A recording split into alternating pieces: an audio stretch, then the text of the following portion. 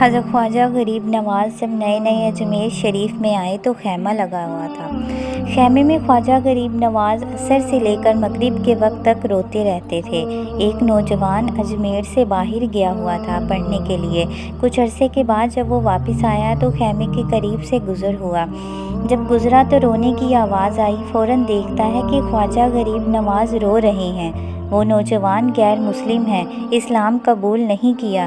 فوراً گھر جاتا ہے، ماں سے پوچھتا ہے، ماں یہ مسلمانوں کا گرو کیوں روتا ہے؟ ماں یہ مسلمانوں کا بابا کیوں روتا ہے؟ میں روز گزرتا ہوں، عصر اور مغرب کے مابین جو وقت ہوتا ہے اس میں یہ کیوں روتا ہے؟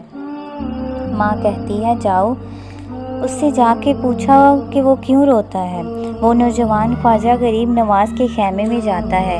کہا، اے بابا، میں ہر روز یہاں سے گزرتا ہوں، مجھے رونے کی آواز آتی ہے، مجھے بتائیے کہ آپ کیوں روتے ہیں؟ خواجہ غریب نواز نے فرمایا کہ جاننا چاہتے ہو کہ میں کیوں روتا ہوں؟ فرمایا، میں نے ایک مدت اپنے مرشد کے ساتھ گزاری ہے، مرشد کی خدمت میں گزاری ہے، مجھے اپنے پیر کی یاد رلاتی ہے، میں عصر سے مغرب تک اپنے پیر کی یاد میں روتا رہتا ہوں۔ اس نوجوان نے کہا، اچھا، میں نے تو سنا تھا کہ انسان کو جب درد ہوتا ہے، تکلیف ہوتی ہے، وہ تکلیف انسان کو رلاتی ہے۔ آپ کو تو محبت ہے، یہ محبت بھی، اس میں بھی کیا انسان کو رونا آتا ہے؟ کہا، ہاں، اے نوجوان، انسان محبت میں بھی روتا ہے۔ نوجوان نے کہا کہ پھر مجھے بھی رونا ہے، میں بھی رونا چاہتا ہوں، مجھے بھی رونا سکھا دیجئے۔ کہا، تو رونا چاہتا ہے؟ نوجوان نے کہا، ہاں، میں رونا چاہتا ہوں۔ خواجہ غریب نواز نے فرمایا کہ میں تیرے سامنے 2 شرطیں رکھتا ہوں کہ مسلمان ہو جا اور میرا مرید ہو جا۔ نوجوان نے کہا، میں ماں سے اجازت طلب کروں گا، پھر بتاؤں گا۔ ماں کے پاس گیا اجازت لینے کے لیے۔ ماں نے کہا، تو ضدی ہے، جب تو ارادہ کر لیتا ہے تو پورا کرتا ہے، جا جو کرنا چاہتا ہے تو کر لے۔ خواجہ غریب نواز کی بارگاہ میں حاضر ہوا، عرض کرتا ہے، اے بابا، میں پھر مسلمان ہونا چاہتا ہوں، مجھے مرید کر لیجئے۔ خواجہ غریب نواز نے مرید کر لیا۔ خواجہ غریب نواز کا مرید ہو گیا۔ خواجہ غریب نواز نے کہا، اب وقت سارا میرے ساتھ گزرے گا۔ ناشتے کے وقت بھی خواجہ غریب نواز کے ساتھ، دوپہر کے وقت بھی خواجہ غریب نواز کے ساتھ، پورا دن خواجہ غریب نواز کے ساتھ۔ انہیں آپ کے قرب کی کچھ ایسی عادت ہو گئی کہ خواجہ غریب نواز کا دیوانہ ہو گیا، عاشق ہو گیا۔ کچھ عرصہ گزرا، خواجہ غریب نواز نے فرمایا، اب تیرے لیے 3 دن کی چھٹیاں ہیں، 3 دن کے لیے چلا جا۔ اس نے کہا، مسئلہ ہی کوئی نہیں، ٹھیک ہے، میں 3 دن کے لیے چلا جاتا ہوں۔ اب جب 3 دن کے لیے گھر گیا تو خواجہ نے فرمایا کہ تو 3 دن کے لیے مجھ سے بات نہیں کر سکتا، مجھ سے ملنے کی اجازت بھی نہیں ہے۔ پہلے دن جب گھر گیا، وہ نوجوان جو 3 روٹیاں کھایا کرتا تھا، آج ایک لقمہ بھی نہیں کھایا گیا۔ اسے کچھ ہو گیا۔ کہا، مجھے کچھ خالی سا محسوس ہو رہا ہے، دل میں کچھ کمی سی محسوس ہو رہی ہے۔ یوں وقت گزرتا گیا، رات کا وقت، آنکھ نہ لگی، سو نہ پایا۔ مکان کی چھت پر چلا گیا۔ ماں نے دیکھا، بیٹا چھت پر کیوں چلا گیا ہے؟ ماں چھت پر جاتی ہے۔ کہا، بیٹے کیا ہوا؟ کہا، ماں پتہ نہیں ماں، میں تو فوراً سو جاتا تھا، آج مجھے نیند ہی نہیں آ رہی، آج کھانا بھی نہیں کھایا۔ ماں تو چلی جا۔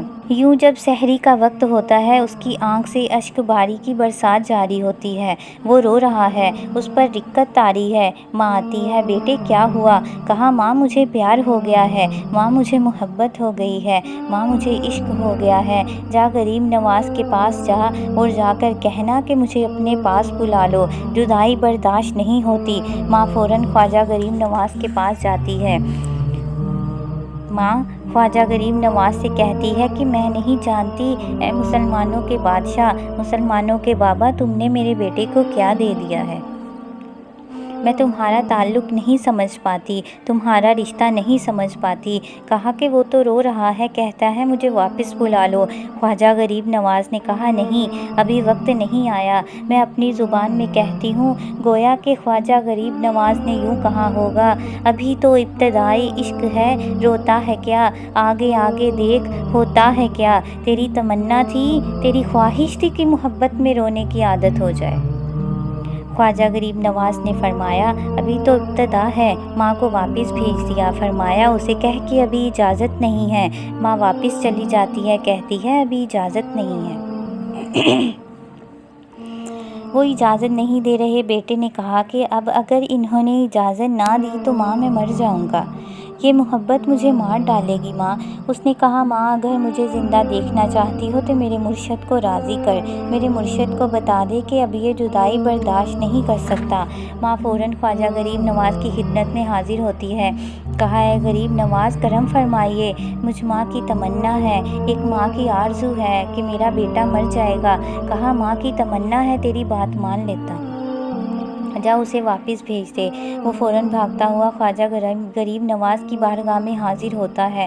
اس وقت خواجہ غریب نواز اپنے مریدوں کو درس دے رہے ہیں، ایک مجمع لگا ہوا ہے۔ وہ فوراً خواجہ غریب نواز کے دروازے پر کھڑا ہوتا ہے اور پھر مرید یہ منظر دیکھ رہے ہیں۔ وہ خواجہ غریب نواز کو دیکھتا ہے اور خواجہ غریب نواز اسے دیکھتے ہیں۔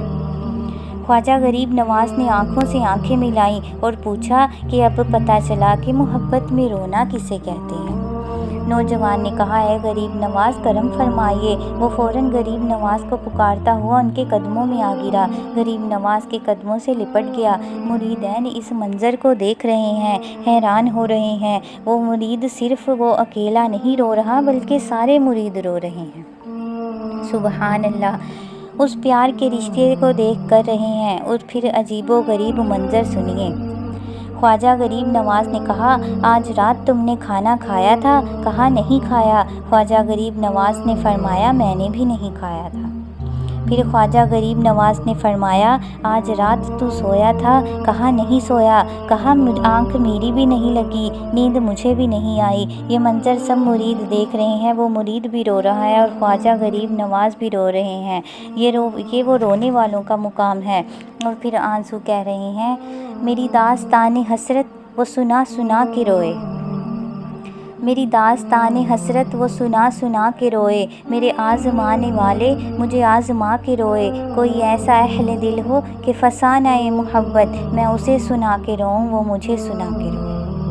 اور ہم رونے پہ آ جائیں تو دریا ہی بہا دیں، یہ چشتیوں کا رونا ہے۔ ہم رونے پہ آ جائیں تو دریا ہی بہا دیں، ہم رونے پہ آ جائیں تو دریا ہی بہا دیں، شبنم کی طرح ہمیں تو رونا نہیں